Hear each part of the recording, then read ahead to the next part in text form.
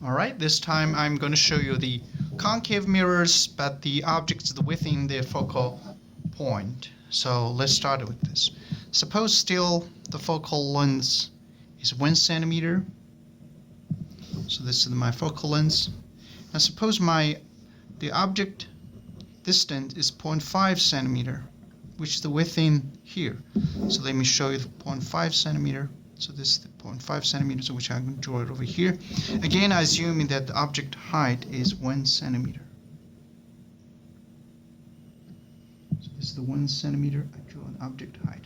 Let me just, for purpose, I just call it object B. So I will use the same method. I'm going to draw 4 rays. In the beginning, I draw a ray parallel to the optical axis. This is ray number 1. So I call it number 1. I prefer to write in these numbers, which is easy to for you to compare in case you made some mistake somewhere. Now remember, we have a point over here, and these 2 points are going to be linked. So we'll link them together. Go through these 2 points, and this is my ray number 2. Ray number 3 is go through the focal point. What I need to do is draw like this. So did you see here the tip? So the ray should be go through the focal point immediately, which is a ray go through the focal point immediately. But unfortunately, the ray only moves forward. In other words, this ray number 3 is going to draw like this. Just be careful. So in other words, go through the focal point, but I have to use dashed line here. The reason was that the ray only moves forward. So this side is forward.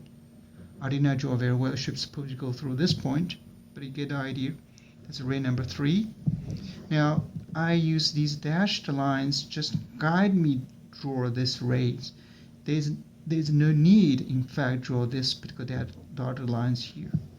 So essentially, it's just guide me through. So I just connect these 2 points. So you see that I'm going to draw them. So once I hit on the mirror, I mark this. This is the most important part, that I need to mark this. So this short lines here referring to ray number 3. Remember how I draw it. In other words, this behind of the object, in the front of the object. So therefore, I need to draw like this. Ray number 4 should be parallel to the optical axis. So this is going to be drawn parallel to the optical axis. Remember, it's always starting from here. It's parallel to the optical axis. So this is my ray number 4. Okay, so now I have 4 rays finished.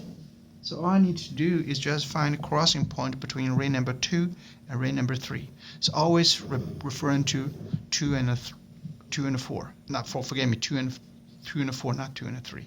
2 and a 4, that's what we need. Unfortunately, you can see ray number 4 is go this way, ray number 2 go this way. So that they will be never been able to converge.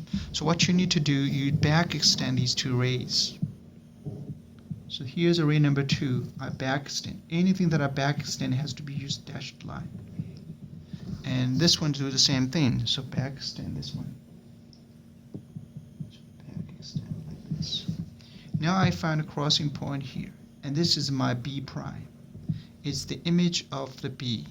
This time you see there's no light, so therefore the entire image has to be virtual. In other words, you're going to see dashed line. Make sure you do put an arrow here. This is referring to the fact that it's nothing to do with a ray. It just means that the object is go upward like this. So the image also happens to be go upward like that. So now this finished the concave mirror.